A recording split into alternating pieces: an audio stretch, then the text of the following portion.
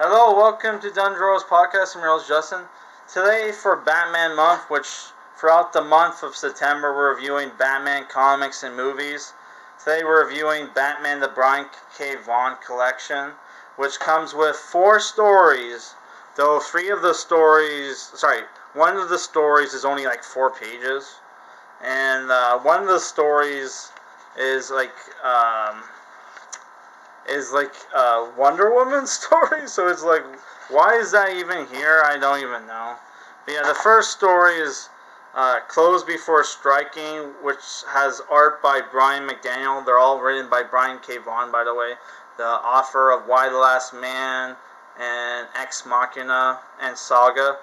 Mimsy Were the Borgroves, which is by art by Rick Burchett. A Piece of You, which is a Wonder Woman story, with art by Scott Kolins, and Skullduggery, which is by Marcos Martin, which is only 4 pages, where they introduce some like new Batman villain called the Skeleton, right? Which I got there's the Skeleton, by the way. Which I got this book for like $4 at the dollar store. Yeah. So yeah, the first story is basically the origin story of Matches Malone, where you find out Matches Malone was a real character, right? Who was a real guy that Batman assumed the identity of when this guy faked his death, right? After being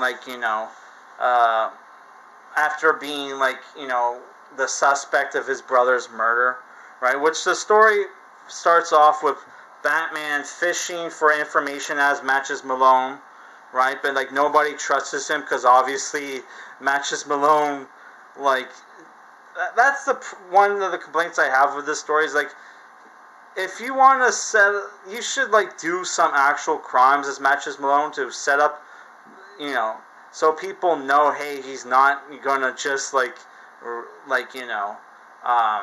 flip or whatever, like he's trustworthy, right? Because like whenever Batman gets a gig as Matches Malone, he always, Batman always shows up to bust it up. So which is why they have this scene here where Dick Grayson pretends to be Batman to beat the shit out of Matches Malone, right?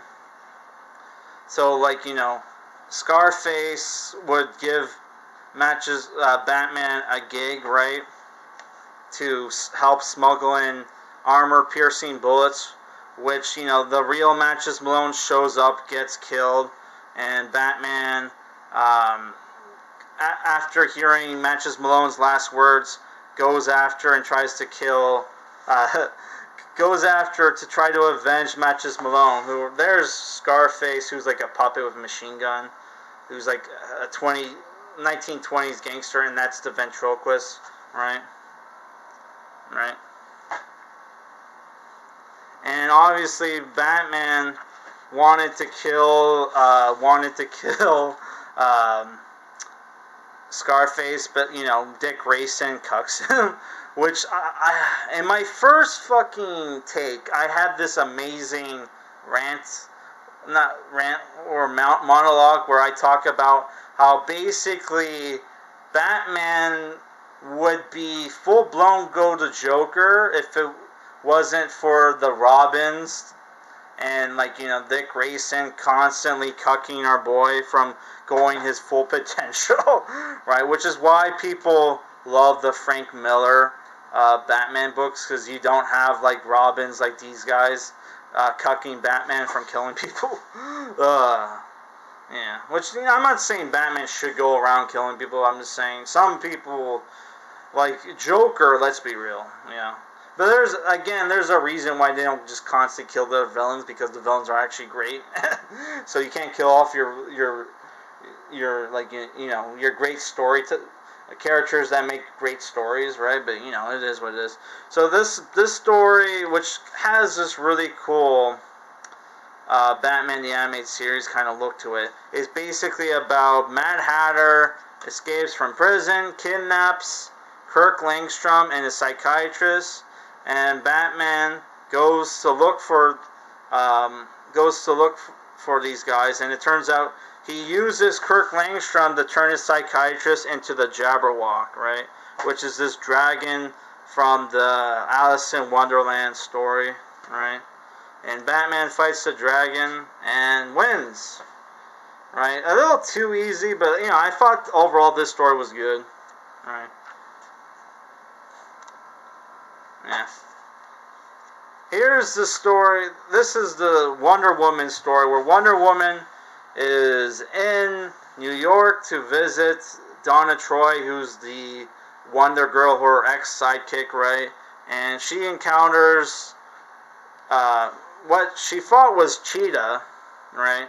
But it was actually Clayface in disguise, which apparently in Wonder Woman's backstory, Wonder Woman is made out of like this magic clay, and Clayface wants that magic clay, right?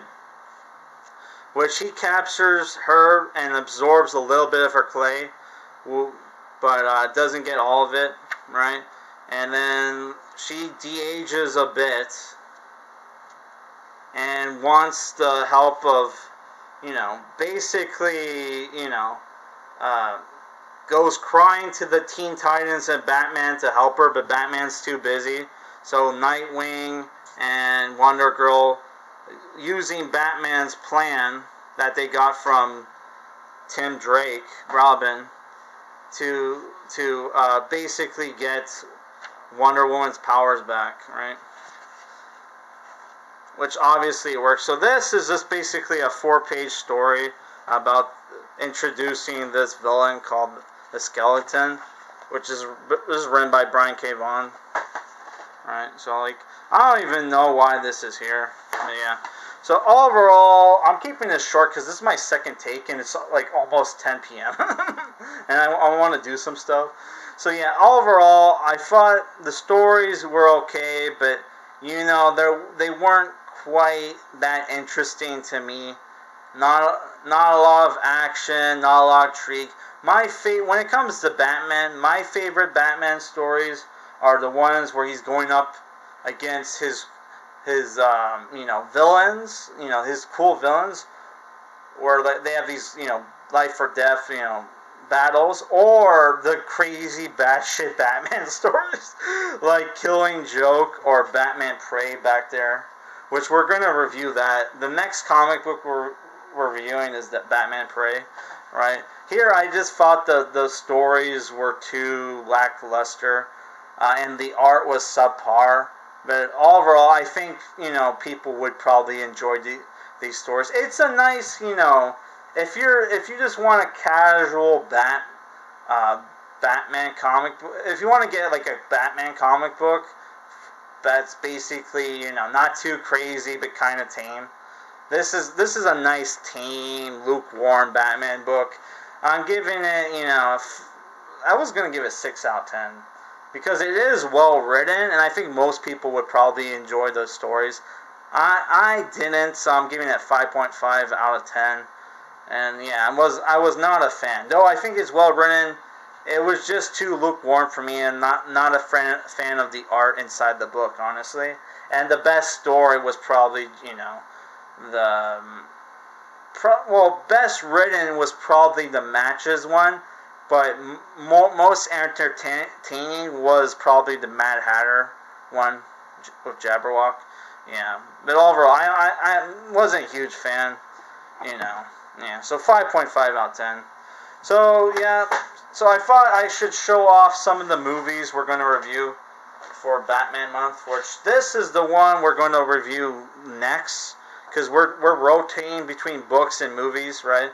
So yeah, this is Batman the Caped Crusader, which is a DC animated movie that pays tribute to the Batman 66 series that starred Adam West and Burt Ward, which Adam West and Burt Ward returned to voice their characters in this movie alongside Julie Newmar, who was the Catwoman.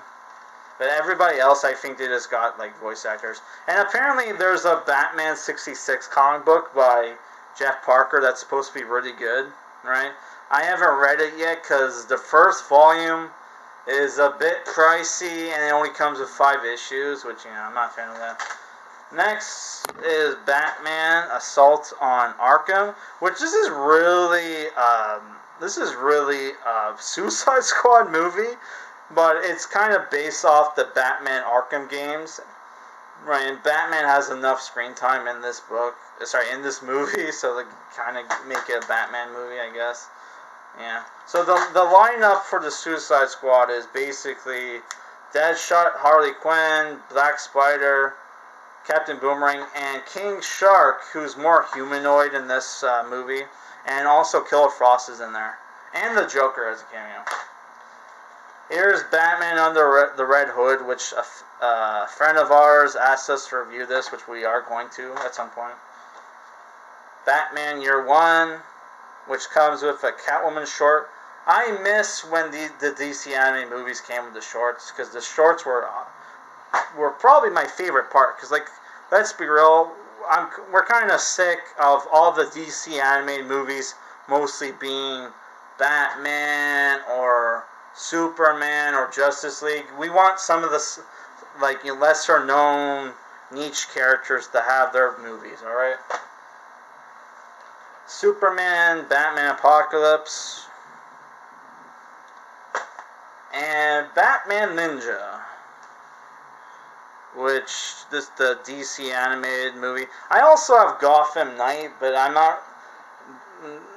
not feeling like reviewing that this month, so, because I already watched it like a while ago, and I don't really feel like, and I did a review for it, but I thought the review sucked, so I don't really feel like trying to do a review of it again.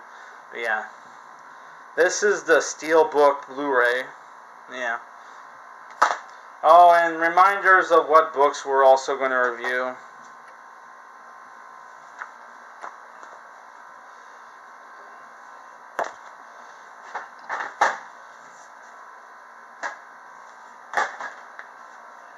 And obviously the books at the back. Yeah, so that's the end of this Batman month video. The next one should be tomorrow, and like I said, we're going to review this. I just knocked over the movies. So yeah, tomorrow we're going to review this, and then we're going to review Batman Prey. Alright guys,